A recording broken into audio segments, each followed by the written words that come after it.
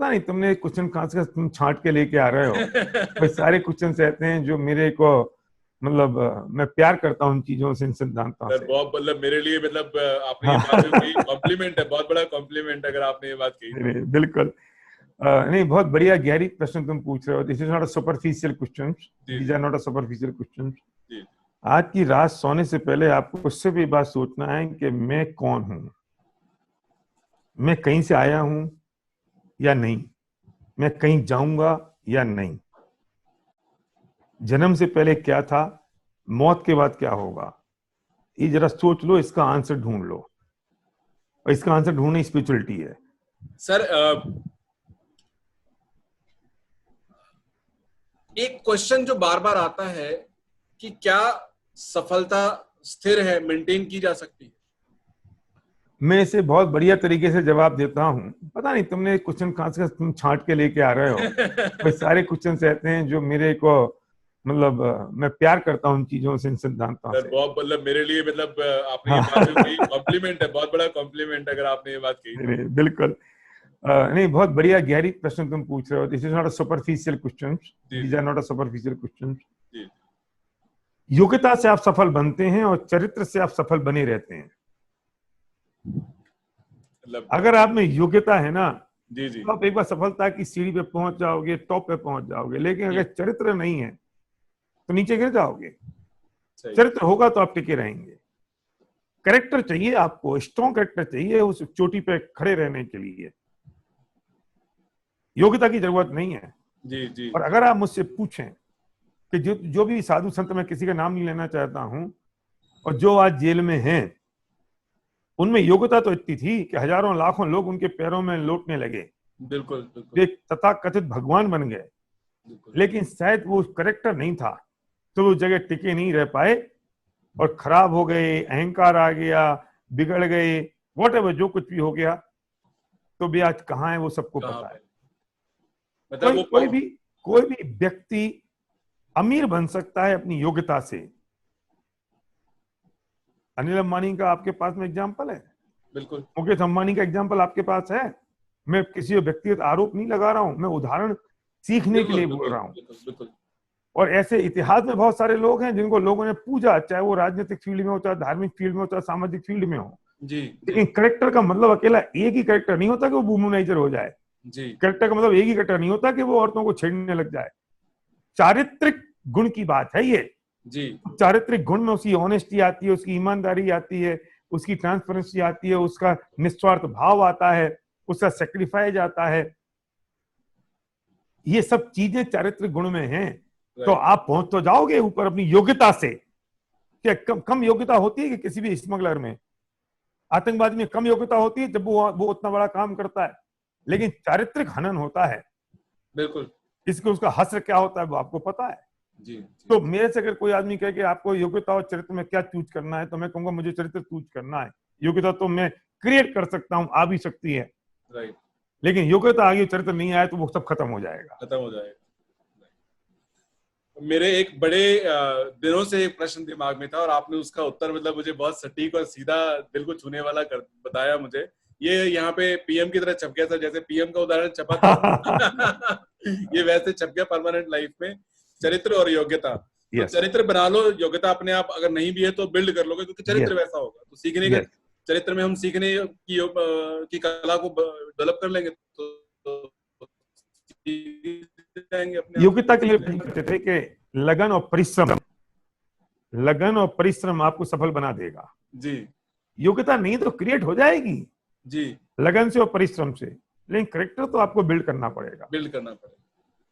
और मुझे लगता है सर कैरेक्टर को बनाए रखना है या उस पर टिके रहना, जो नियम जो प्रिंसिपल आपने बनाए हैं उन पे टिके रहना ही शायद सबसे बड़ा टेस्ट मैं मानता हूँ। ऐसा ही है। वो लिटमस टेस्ट मानता हूँ कि अगर वो जैसे जैसे आदमी बड़ा बन जाता है, ग्रोथ मिल जाती है, तो कुछ लोगों में बहुत जल्दी मतलब वो थोड़े से लेवल पे जाके मतलब वैसा फील करते हैं कि हम बहुत बड़े बन गए, कुछ और अलग अलग लेवल पे। लेकिन मैंने देखा है लोगों को वो कुछ ना कुछ वो चीजें भूल जाते हैं अपने चरित्र की, जिसकी वजह से वो वहां पे जो पहले उनका बेसिक था वो हिल गया शायद। ईगो आ जाता है, पैर चौड़े हो जाते हैं, अहंकार आ जाता है और उनको समझ में नहीं आती है क्या हो गया। ये भी तो चरित्र के गुण हैं। बिल्कुल बिल्कुल सर, बिल्कुल। वो एक तो आपने बोला वर्ड ईगो, अहंकार, आदमी बोलता है मैं ईगोइस्टिक नहीं हूँ, लेकिन मुझे ये बात गलत लगी आपकी। तो वो सेंटेंस बड़ा अपने आप आपने भी शायद, आप तो खैर मुझसे इतना ज्यादा तजुर्बा है आपका डेफिनेटली आपने बहुत बार महसूस किया होगा, आदमी बिल्कुल रोष में और आक्रोशित होकर के एकदम एग्रेशन में बोलता है मेरी कोई ईगो नहीं है, लेकिन उसने मुझे ऐसा कह कैसे दिया। बस यही तो ईगो दोनों बात एक साथ कह देते हैं कि वो अपनी ईगो पहचान ही नहीं पाता कि ईगो ही तो तुमसे ये बुलवा रही है। बस ईगो ही सर बुलवा इसका रही है। सर ये बताएं मुझे कि ये जो आपने बोला चरित्र को स्ट्रांग बनाए रखना है, अब जैसे मैंने जो उदाहरण आपको दिया कि लोग ये बोल रहे होते हैं कि मैं ईगोइस्टिक नहीं हूँ, बट कॉन्ट्रेडिक्टरी दूसरी लाइन भी आ जाती है साथ साथ, तो ऐसे में वो पहचाने कैसे कि मैं अहंकारी कहीं हो तो नहीं गया, क्योंकि मुझे लगता है कई बार वो शायद कभी बनना नहीं चाहता था, लेकिन ये अनजाने में बना। जो अहंकार आया बहुत बार मुझे लगता है शायद वो अनजाने में उसके अंदर आ गया। तो क्या कुछ ऐसी चीज है जिससे वो पहले से भांप ले कि यार मैं कहीं उस दिशा में तो नहीं जा रहा, उस पे कुछ रोशनी डाले? मैंने एक ट्रेनिंग की थी शाम को 7 बजे से लेकर रात को 3 बजे तक। टॉपिक था ओनली ईगो। जी। टॉपिक तो लंबा है, लेकिन मैं एक लाइन में समझा देता हूँ जी। जब हम ये मान लेते हैं कि सारा काम मेरी वजह से हो रहा है, तो अहंकार मेरे सिर पर चढ़ जाता है। और अगर मुझे लग जाता है कि मेरे कारण कहाँ हुआ, अगर मेरे कारण होता तो मैं पहले भी कर सकता था। मुझे अगर लगता है कि मेरी वजह से ये सामने वाला व्यक्ति 10 लाख रुपए महीने कमा रहा है, तो मैं अहंकार में चढ़ जाऊंगा। लेकिन अगर मेरी वजह से कमा रहा है, तो जो बेचारा सक्सेसफुल नहीं हो पा रहा है, तो तू उसको क्यों नहीं कमा देता है? ठीक बात है। अगर तू ही कमा सकता था तो, और अगर तू नहीं कमा सकता था तो जो कमा रहा है उसको भी तूने नहीं कमाया। इसका मतलब सबको अपने अपने पुण्य और पाप के उदय से सब मिल रहा है, और उसके जो पुण्य पाप का उदय हुआ वो उसके कर्मों से निर्भर हुआ। तो उसको जो मिला वो उसके अपने शुभ कर्म और अच्छे कर्मों से पुण्य का उदय आया, इसलिए कमा रहा है। और जो नहीं कमा रहा है वो अपने कर्मों की वजह से नहीं कमा पा रहा है। फिर तुम कौन कि तुम सिर्फ निमित्त हो, सपोर्टर हो, तुमने उसकी सिर्फ मदद की है और कुछ नहीं किया है। अगर ये थॉट प्रोसेस दिमाग में आ जाएगा तो कैसे अहंकार चढ़ेगा मुझे कि मैं चौड़ा बाजार सकड़ा। Great sir, great. मैं ही कारण मानता हूं। उसकी जितनी अच्छी चीजें होती हैं उसका कारण मैं, और जितनी खराब हुई उसका कारण वो खुद। तो तू तो झूठे अहंकार में जी रहा है। Right sir, right. बहुत बहुत बेहतरीन सर। मुझे यकीन है कि आज की पीढ़ी को इससे बहुत कुछ सीखने को मिलेगा। ये जो आपने बात कही, बहुत गहरी बात कही, बहुत बेहतरीन, बहुत बेहतरीन। सर अगला प्रश्न पहले मैं मैडम से पूछूंगा, वही फिर उसमें मैं चाहूंगा कि आप भी उसमें जरूर कुछ जोड़ें। मैम, आज 2 दशक से ज्यादा आपको इस इंडस्ट्री के साथ हो गए जुड़े हुए। आज मैं अगर आपसे पूछूं कि व्हाई डायरेक्ट सेलिंग क्यों करना चाहिए, व्हाई अगर पूछे तो क्यों?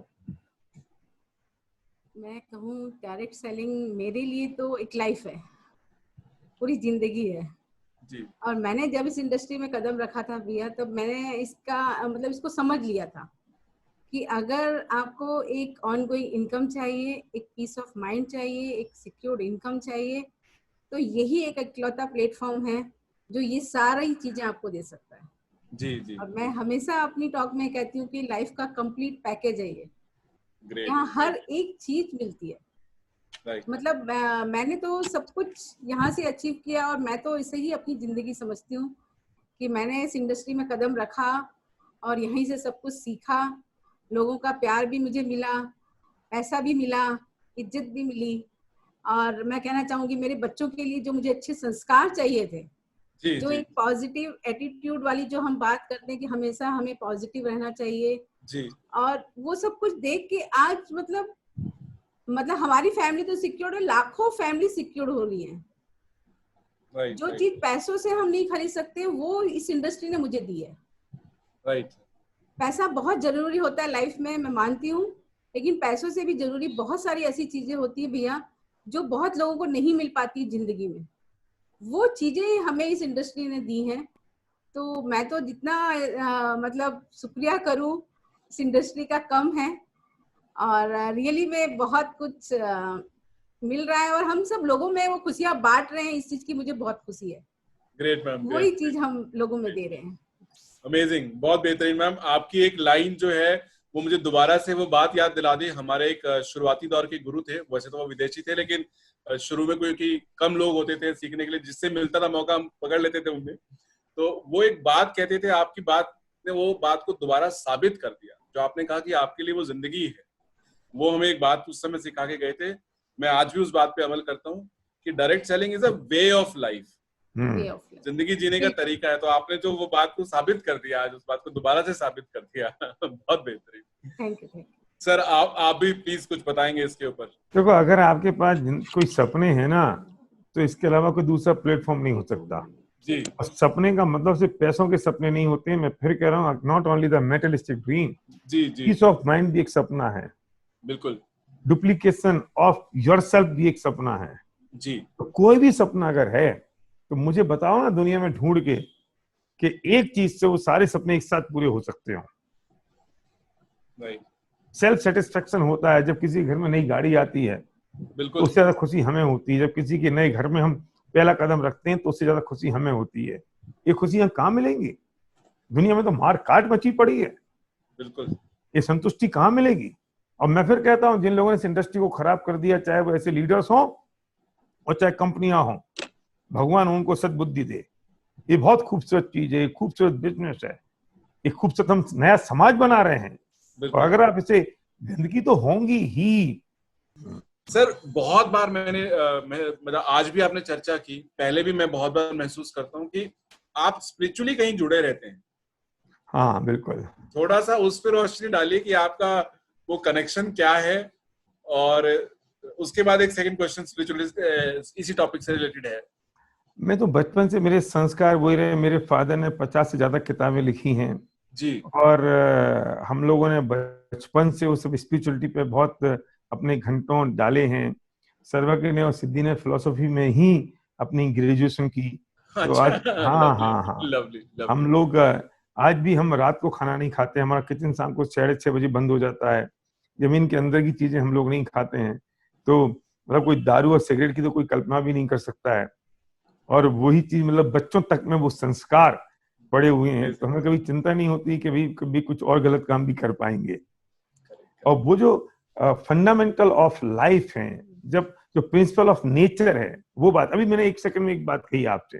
अब ये कोई धर्म की बात नहीं है, ये तत्व ज्ञान की बात है कि कोई कमा रहा है। तो श्री कृष्ण ने भी कहा है कि भैया वो तुम्हें जो मिल रहा है वो अपने कर्मों से मिल रहा है, किसी के देने से नहीं मिल रहा है। तो तुम्हें अपने कर्मों पर ध्यान देना पड़ेगा। बिल्कुल। तो इन सब चीजों को अगर हम समझेंगे तो इसे हम ऐसे कहते हैं कि आपके धर्म में बिजनेस ना हो, लेकिन बिजनेस में धर्म जरूर हो। Lovely sir, great. बहुत बेहतरीन। बहुत बहुत बढ़िया सर, बहुत बढ़िया। ये बात तो मतलब कमाल की कह दी आपने, बहुत ही बढ़िया। सर जैसे जो आपने बोला, तो आपने, मैं दूसरा क्वेश्चन मेरा वही था, पार्शली तो यही था कि आपने जुड़ा जैसे बताया, कुछ कुछ उसका आंसर आ गया, लेकिन फिर भी मैं चाहूंगा थोड़ा और आज की पीढ़ी समझ पाए, इसलिए मैं चाहूंगा कि रोशनी डाले कि स्पिरिचुअलिटी की इंपॉर्टेंस क्या है। भाई मैं बिजनेसमैन हूँ, मैं काम कर रहा हूँ, या मैं एंटरप्रेन्योर हूँ, तो मुझे इन चीजों की क्या जरूरत है? मैं अपने काम में लगन हूँ। बिल्कुल सही बात कर रहे हो। मैं 2 क्वेश्चन पूछने के लिए, सोचने के लिए मजबूर कर रहा हूँ आपको जी। आज की रात सोने से पहले आपको उससे भी बात सोचना है कि मैं कौन हूं, मैं कहीं से आया हूं या नहीं, मैं कहीं जाऊंगा या नहीं, जन्म से पहले क्या था, मौत के बाद क्या होगा। ये जरा सोच लो, इसका आंसर ढूंढ लो। और इसका आंसर ढूंढना स्पिरिचुअलिटी है। खरगोश मुसीबत आए तो अपने सारे कान आंखों पे ढक ले जी। और ये सोचे कि कोई मुझे नहीं देख रहा है, तो वो पागल है। हम ये सोच रहे हैं कि नहीं नहीं नहीं, बस हम कहां से आए पता नहीं और कहां जाएंगे पता नहीं है, सब खत्म हो गया और सब यही निपट निपटू के फिनिश हो गया। तो तुम खरगोश जैसे हो, तुमने आंखों में आंख पे कान ढक लिए और आंख बंद कर ली। कुछ था, कुछ और होने वाला है। ये सबसे इंपॉर्टेंट पॉइंट है। ये बात समझनी पड़ेगी जी। और अगर ये बात हमने समझ ली तो इसका आंसर ढूंढना के लिए आपको क्या करना पड़ेगा कि लॉ प्रिंसिपल समझने पड़ेंगे। इस प्रकृति के नियम क्या है, इस नेचर का कानून क्या है, ये समझना पड़ेगा। और ये वस्तु का स्वरूप क्या है। अगर पानी पैदा हुआ है तो खत्म होगा। कोई भी चीज अगर पैदा होती है तो कभी खत्म नहीं होती। जो ये जो दूध है ना, ये दूध फिर छाछ बनेगा, छाछ का दही बन जाएगा, दही का जब घी बन जाएगा, घी पेट में चला जाएगा तो खत्म हो गया सब ये। जब दूध से छाछ बना तो दूध खत्म हो गया, जी, छाछ से दही बना तो दही खत्म हो गया, नहीं जी, हुआ। फिर वो घी बना तो घी पेट में चला गया तो खत्म हो गया, नहीं खत्म हुआ। फिर वो घी हमने पेट में खा लिया, वो हमारी सिट में निकल गया, पॉटी में निकल गया, पॉटी जाके कहीं खाद बन गई, खाद कहीं बन गई जाके खेतों में चली गई, खेतों में फिर वो पेड़ों में गेहूं में लग गई, और गेहूं फिर हमने दोबारा खा लिया। तो वो दूध खत्म हुआ क्या?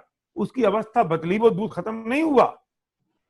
राइट, तो राइट। दुनिया में कोई चीज खत्म नहीं होती तो मैं कैसे खत्म हो सकता हूँ? तो मैं पहले भी था, मैं बाद में भी रहूंगा।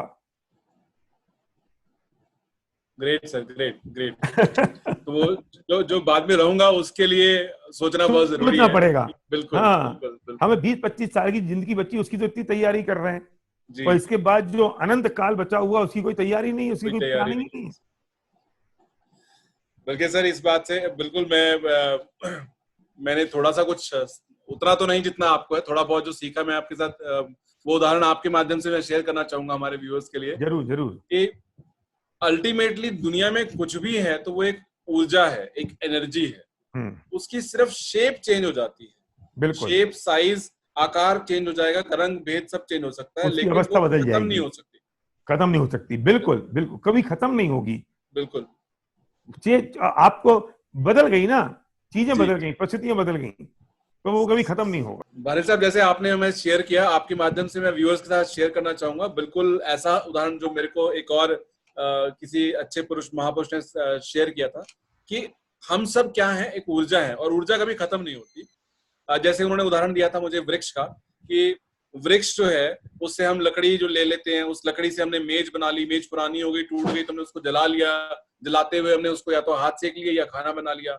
अब वो कुछ जल के कोयला बन गई, कुछ राख बन गई, कुछ खाने बनने में यूज हो गया, कुछ हवा में उड़ गई, लेकिन वो ऊर्जा खत्म नहीं हुई। मतलब लकड़ी प्रेजेंस है उसकी यूनिवर्स के अंदर, लेकिन वो उसकी शेप चेंज हो गई, उसका अवस्था बदल गई उसकी। अवस्था, सही शब्द जो आपने कहा, अवस्था बदल गई। सही सही सही है, सही है, बहुत बढ़िया सर, ग्रेट सर। सो मतलब ये जो आपने मुझे बताया, मेरे प्रश्न का उत्तर मुझे बहुत सटीक मिला सर, मैं उसके लिए बहुत बहुत धन्यवाद। ये जीवन भर याद रहेगा कि जो आने और जाने के पहले मैं क्या था और बाद में क्या रहूंगा, वो समझना बहुत जरूरी है, क्योंकि ये बीच का जो समय है उसमें जो गोल सेटिंग है वो तो है, हाँ, उसके बाद की गोल सेटिंग भी बहुत जरूरी है। 10-25 साल की है। तो जब जब लकड़ी खत्म नहीं हो सकती, जब दूध खत्म नहीं हो सकता, तो मैं कैसे खत्म हो जाऊंगा? ये तो सब अजीब है, मैं तो जीव हूँ। जी जी जी जी। तो गीता में कहा है ना कि ये तो तुम्हारे शरीर मरना तो कपड़े बदलने जैसा है। बिल्कुल, आत्मा तो रहती है, आत्मा तो थी। बिल्कुल बिल्कुल, वो तो यहाँ रहेगी रहेगी। हाँ, उसका नेक्स्ट क्या वर्जन निकलेगा वो डिपेंड करता है, वो समझना पड़ेगा। वो समझना जरूरी है, वो समझना बहुत जरूरी है। Great sir, great sir. थोड़ा सा वापस बिजनेस की तरफ आते हैं, स्पिरिचुअलिटी के बाद से वापस थोड़ा बिजनेस की तरफ आएंगे कि इंडस्ट्री की बात समझना चाहेंगे। जो बेसिक्स हैं आपने बहुत बार शेयर किया, बहुत जगह आप शेयर करते हैं, लेकिन एक बार थोड़ा सा अगर आप बताएं कि कोई भी इंसान डायरेक्ट सेलिंग में जब आता है तो उसको महत्वपूर्ण 2-3 चीजें अगर याद रखनी हो बड़ा बनने के लिए। एक जिसे हम बड़ा बोलते हैं, तो मतलब मैं अगर मानूं कि आपको रोल मॉडल मान के और तो उस तरह के एक बड़े लीडर उस वहां तक पहुंचने के लिए क्या इंसान को बेसिक 2-3 चीजें ध्यान रखनी होंगी, या वो जो बेसिक जो आप बोलते हो वो क्या है? सबसे पहला काम तो उसे करना पड़ेगा, पहले डिसाइड करेगा उसका पेनफुल ड्रीम क्या है। जी, मैं ये बात मानता हूँ, जो लोग फेल हैं और जो लोग सक्सेसफुल हैं, उसमें सबसे बड़ा रीजन ये है कि उनके पास क्या है, रीजन क्या है, वजह क्या है बिजनेस को बिल्ड करने की। जी जी। क्योंकि टेक्निक्स तो 2-5% टेक्निक्स हैं, अगर वो टेक्निक एक बार समझ ली तो उसको रिपीट करना है। लेकिन रीजन तो उसे पता हो, वजह तो उसे पता हो, उसका एक पेनफुल ड्रीम तो उसको हो, वो ड्रीम उसको ड्राइव करेगा, वो ड्रीम उसको फोर्स पैदा करेगा, वो ड्रीम उसको उसकी मेहनत में आगे ले जाएगा, वो ड्रीम होगा जिसकी वजह से वो आदमी काम करेगा। तो वो लोगों के तो ड्रीम ही आइडेंटिफाई नहीं है। सबसे बड़ा बेसिक तो यही है। जी, जी। और जब वो ड्रीम आइडेंटिफाई हो जाए तो फिर एक सबसे बड़ा बेसिक ये है, सी मोर पीपल सो मोर प्लान। Great sir, great. बस हो गया काम। अब आप वो चाहे विड्थ में कर रहे हो, चाहे आप डेप्थ में कर रहे हो, ये आपको अपने स्ट्रक्चर के साथ सोचना पड़ेगा। सी मोर पीपल सो मोर प्लान, बस ये आपकी जो बेसिक है ना, अब उसको डिफाइन करते जाओ, डिटेलिंग करते जाओ, कितनी भी कर दो।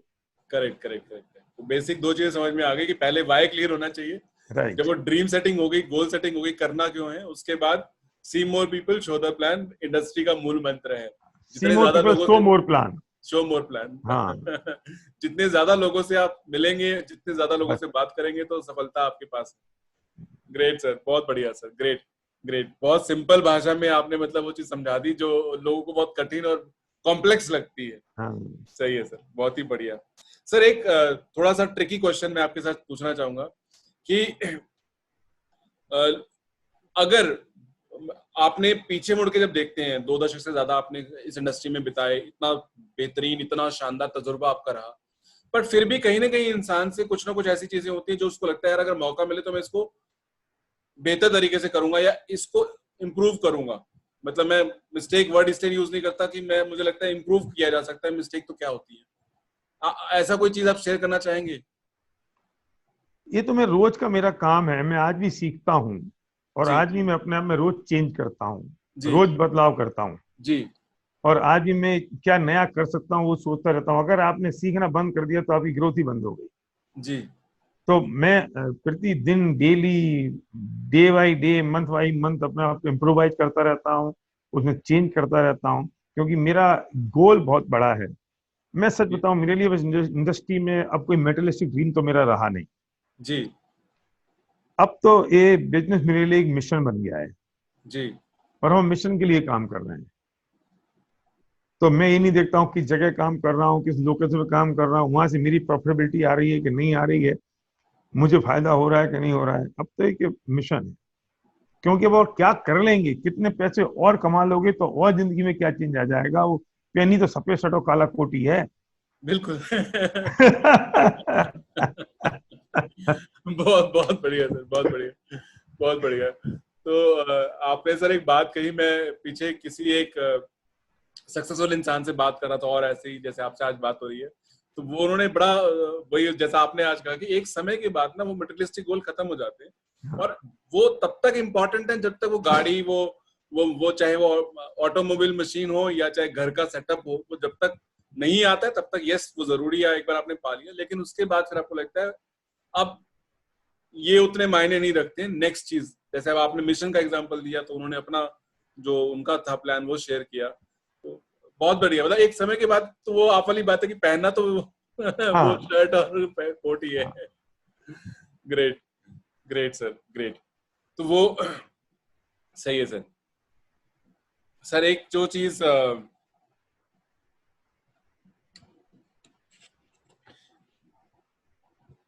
जो बेसिक कुछ गलतियां जो लोग करते हैं जो लोगों को नहीं करनी चाहिए, थोड़ी उस पे आप, क्योंकि जो इतना वास्ट एक्सपीरियंस आपका है, कॉमन मिस्टेक्स इतने समय में आपने देखी होंगी, थोड़ा सा गाइड करना चाहेंगे लोगों को कि हाँ ये कॉमन मिस्टेक्स, ये डोंट्स हैं स्ट्रिक्टली। तो सबसे बड़ा काम तो ये लोग करते हैं कि लोग अपने ड्रीम पे काम नहीं करते। जी अगर लोग ड्रीम पे काम करें तो फिर वही बात है कि वो मेहनत करना शुरू करेंगे तो डायरेक्शन तो मिल जाएगा। दूसरी बात है, लोग सीखने को तैयार नहीं होते।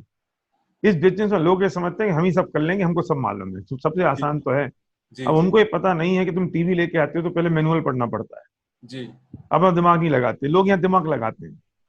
तो लोगों से कहो कि वे अपने हाथ पैर अपने चलाएं और दिमाग अपनी अप्लाइंग का काम में ले। Right right. तो लोग क्या करते हैं कि दिमाग अपना काम में लेते हैं, दिमाग हाथ पैर अप्लाइंग के चलवाते हैं कि तुम जाके प्लान दिखाए आओ, वहां चले जाओ, वहां प्लान दिखा दो, उनको आदेश देते हैं और दिमाग खुद लगाते हैं। तो यहीं से तो उल्टा सारी कर। उल्टा काम शुरू हो जाता है। जी जी जी जी, सही और सही। तीसरी बात एक कि वो कंसिस्टेंसी उनकी होनी चाहिए, और कंसिस्टेंसी तब होती है जब उनका कोई पेनफुल ड्रीम। जी जी जी, तो अगर ये 2-3 बातों का ध्यान रखा तो काम हो गया। Right right. कुछ नया नहीं करना है, आपने सबमिट कर दिया अगर अपलाइन को, तो अब उनने जो कह दिया वो फॉलो कर लो, भले ही आपको समझ में आ रहा है चाहे नहीं आ जी रहा। जी और किस अपलाइन को सबमिट करना, ये सबसे बड़ी बात है। उस जी, अपलाइन को जो अपलाइन अपनी अपलाइन के सबमिशन में हो। राइट राइट राइट, सही सर, ग्रेट। ये बहुत जरूरी था कि जो अपनी लाइन ऑफ स्पॉन्सरशिप में सबमिशन अगर रखता है तो ही मतलब उसको सबमिट करना है, ऐसे को नहीं जो खुद ही डीरेल हो रखा है, हाँ बिल्कुल, खुद ही नहीं तो फिर तो बिखर तो, जाएगा ना, सभी बिखर जाएगा, फिर हम डुप्लीकेट कैसे करेंगे। बिल्कुल बिल्कुल बिल्कुल। सही सर, बहुत बढ़िया। सर आपने एक जो मेरा अगला प्रश्न था वो आपने पार्शली उसको शुरू कर दिया आपने उसका आंसर, या आपने थोड़ा सा हिंट दे दिया उसका, बट फिर भी मैं पूछना चाहूंगा आपसे। मैंने बहुत बार सुना है आप बहुत फोकस करते हो एथिक्स को लेकर के, और समर्पण को लेकर के, ये दो शब्द मैं बहुत बार आपसे सुनता हूँ। आप आपके किसी भी प्रोग्राम की बात जब करें तो कहीं ना कहीं ये जिक्र आ जाता है। थोड़ा सा इस पे रोशनी डालिए कि आपके हिसाब से एथिक्स क्या है, क्यों होने चाहिए, और समर्पण।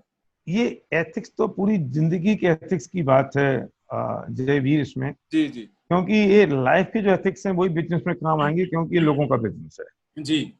मेरे एथिक्स और मेरे फंडामेंटल प्रिंसिपल बहुत स्ट्रांग होने चाहिए, ये हर व्यक्ति को सोचना होगा। और इसे मैं ऐसे कहता हूँ कि पहले आपके सिद्धांत बने, उसके बाद जिंदगी उन सिद्धांतों पर चले, ना कि जिंदगी में जो उतार चढ़ाव आ रहे हैं उसके हिसाब से आपके सिद्धांत बदलते रहें। राइट। तो फिर आपके सिद्धांत वो सिद्धांत नहीं है, आप तो परिस्थिति के हिसाब से ड्राइव हो रहे हो। बिल्कुल। तो आपके जो एथिक्स हैं ये डिसाइड होने चाहिए, और जब वो एथिक्स डिसाइड हो गए तो कुछ भी परिस्थिति आए आप उसे चेंज नहीं कर सकते। अगर आपने सोचा कि मैं ईमानदार हूं जी, तो फिर परिस्थिति कुछ भी आ जाए, फिर आपको सड़क पे सूखी रोटी खानी पड़े, आपकी ईमानदारी में दाग नहीं लगना चाहिए। बिल्कुल। और वो सूखी रोटी आए फिर आपको कि यार काय की ईमानदारी चूल्हे में चली गई है ना। अपन तो ईमानदार है इसलिए सूखी रोटी खानी पड़ रही, बेईमानी करते तो अच्छे रहते। तो फिर वो आपके एथिक्स नहीं रहे, फिर आप गलत ट्रैक पे उतर गए। बिल्कुल।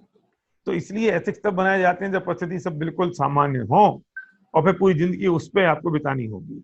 राइट। और समर्पण तो चाहिए। समर्पण के बिना जब मेंटरशिप प्रोग्राम खत्म हो गया तो आदमी की जिंदगी खत्म हो गई। मैं तो हस्बैंड और रिलेशनशिप की जब बात कहता हूं तो मैं उसमें कहता हूं कि वाइफ को हस्बैंड को सबमिट करना होगा, और बच्चों को वाइफ को करना होगा, और हस्बैंड को अपने पेरेंट्स को करना होगा, तब ये फैमिली अलाइनमेंट बना रहेगा। अगर ये समर्पण नहीं होगा तो अलाइनमेंट नहीं होगा। अगर राम का समर्पण दशरथ के पास नहीं होता तो वो राम दशरथ से कहते कि मैं क्यों जाऊं, जरूरत क्या है, तुमने अपना वादा दिया था, तुम के कैसे निपट लो तुम निपटो, मैं तो हाँ मैं तो यहीं तुम्हारा रहूंगा। वचन था। लेकिन ये सबमिशन था, बिल्कुल। तो सबमिशन का फायदा भी मिला और मिलता है, और नुकसान आपको टेम्पररी दिखाई दे सकता है। तो जब आप सबमिट करेंगे, मैं अगर बिजनेस की बात करूं कि जब आप अपनी अपलाइन को सबमिट करेंगे तो डाउनलाइन आपको सबमिट करेगी। जी जी जी। और ये विन विन सिचुएशन होगी, और ये अलाइनमेंट बना रहेगा। अगर ये अलाइनमेंट बिगड़ गया तो अगेन सब लोग फिर मेले की भीड़ हो जाएंगे। जी जी। तो सबमिशन सबसे ज्यादा इंपॉर्टेंट है। सही सर, ग्रेट, बहुत बढ़िया सर, बहुत बेहतरीन जी मैम। लास्ट में जो है मैं आपसे सिर्फ एक छोटी सी चीज जरूर मैम, बहुत बार आपने देखा होगा कि महिलाएं जो हैं मतलब कई बार पीछे बैकफुट पे रहती हैं, या मतलब आप उनके लिए कुछ, मतलब मैं देखता हूँ वो बहुत बैकफुट पे रह जाती हैं, उतना फ्रंट फुट पे नहीं आ पाती हैं। जबकि विदेशों में मैं देखता हूँ कि महिलाएं इस इंडस्ट्री में ज्यादा आगे हैं, या परसेंटेज कह सकता हूँ, ज्यादा आगे तो शायद गलत शब्द होगा, लेकिन नंबर ज्यादा है लेडीज का वहां पे काम करने का, अगर हम कंपेयर करें इंडियन मार्केट से। तो आपका इतना वास्ट एक्सपीरियंस है, एक तो मैं कारण को समझना चाहूंगा आपसे कि ऐसा क्यों है, और दूसरा आप क्या शेयर करना चाहेंगी हमारी महिलाओं जो साथी हैं उनके साथ, उनको क्या बोलना चाहेंगी आप? ऐसा क्यों है विदेशों में महिलाएं ज्यादा काम करे, इंडिया में नहीं? ऐसा परसेंटेज वाइज वहाँ एक्टिविटी ज्यादा है। वहाँ मुझे ऐसा लगता है कि वहां पर ये कोई सोच नहीं है कि हम बाहर जा निकल के काम नहीं कर सकते हैं। यहाँ इंडिया में ऐसा है कि लेडीज को पहले से ही इस तरीके से बिल्ड किया जाता है कि आपको किसी को सबमिट करके ही साथ में चलना है। तो मुझे ऐसा लगता है कि वो चीज यहाँ पर लेडीज के दिमाग में बचपन से, मतलब जो गर्ल्स के लिए हम कहते हैं ना, वो रहती है। तो वो इतना एक्स्ट्रा ऑर्डिनरी जाकर के कुछ नहीं कर पाती हैं। उनको ये लगता है कि भाई अगर मैंने वहाँ कुछ किया तो फिर मेरी फैमिली या लोग क्या कहेंगे, क्या होगा, ये शायद चीजें मुझे लगता है कि थोड़ा सा कुछ जैसे अपने यहाँ तो ये कहेंगे ना कि भाई लेडीज गांव से भी हैं, पहले से इतनी एजुकेटेड नहीं है, तो ये सारी चीजें उसमें शामिल हो जाती हैं, तो वो आगे नहीं आ पाती हैं। लेकिन मैं उसके साथ में ये कहूंगी कि ये कितनी अच्छी इंडस्ट्री है कि यहाँ पर हर एक लेडीज बहुत अच्छी तरीके से काम कर सकती है। यहाँ लेडीज सेफ हैं। वो मतलब हमारा बिजनेस तो मैं यही कहती हूँ एक मंदिर के समान है, जहाँ यहाँ लेडीज सेफ है और अपने जो उसके सपने हैं वो यहाँ पर वो पूरे कर सकती है। फैमिली बिजनेस है, फैमिली बिजनेस है, हस्बैंड के साथ सपोर्ट भी कर रही है। अगर सिंगल भी है तो भी कोई वो नहीं है कि मतलब लेडीज सेफ नहीं है और काम नहीं कर सकती है। और बिजनेसों में बहुत सारे चैलेंजेस आते हैं, लेकिन यहाँ पर जो टीम वर्क के साथ में जो काम होता है तो उसके साथ भी थोड़ी चीजें इजी हो जाती हैं और वो अच्छी तरीके से इस चीजों को संभाल पाती हैं। तो यहाँ मेरे को लगता है कि इंडस्ट्री में तो लेडीज बहुत अच्छा ग्रो कर रही है और चाहे तो वो बहुत कुछ कर सकती है। वो खुद के ऊपर डिपेंड करता है कि आप कितना समय डाल रहे हो और आप क्या चाहते हो। अगर कुछ करने की इच्छा है तो कहीं भी हम कुछ भी कर सकते हैं, लेकिन मुझे लगता है कि हम अपनी फैमिली को संभालते हुए, अपने पूरे अपने समाज को देखते हुए, जो भी है हर जगह अपना अपना एक कल्चर होता है, अपने समाज का एक कल्चर होता है। उसमें ये भी ना हो कि आप कहाँ जाकर मतलब आपको कल को कोई उंगली ना उठाए कि आपने ये क्या किया, ऐसी बात भी ना हो। आपको अपने घर की मर्यादा, अपने समाज की मर्यादा को रखते हुए भी आप पूरी तरीके से फ्री होके आप यहाँ पे काम कर सकते हो अपने हस्बैंड के साथ मिलके, और सिंगल भी कोई प्रॉब्लम नहीं है। तो मुझे तो बहुत ही ग्रेट मैम, बहुत अमेजिंग आपने शेयर किया। और कई बार मुझे ये भी एक लगता है मैम, हाँ जी, लेडीज को लगता है कि मैं कैसे करूंगी मतलब बच्चों के साथ, तो वो तो जैसे आप दोनों ने शेयर किया, जैसे भारेल साहब ने शेयर किया कि अगर हम बैलेंस कर लेंगे, एनरोल कर लेंगे फैमिली को, तो वो चीजें आसान हो जाती हैं। वो सिर्फ एक एक्सक्यूज नहीं बनने देना चाहिए कि भाई मैं तो कैसे करूंगी। और अभी तो टेक्नोलॉजी ऐसी आ गई है कि आदमी घर से भी कर सकता है, तो मुझे लगता है ये एक और एडवांटेज हो गया, बेनिफिट हो गया है। बिल्कुल, बहुत आसान हो गया ये। जी जी जी जी जी जी सर, लास्ट में सिर्फ 2 क्वेश्चंस मेरे और रह गए आपसे, मैं पूछना चाहूंगा। पहला, भारेल साहब को खुद का इंटरव्यू करना हो कभी, तो वो क्या 2-3 क्वेश्चन है जो पूछना चाहेंगे अपने आप से? वो सारे वही 2-3 क्वेश्चन थे जो तुमने शुरू में पूछ लिए।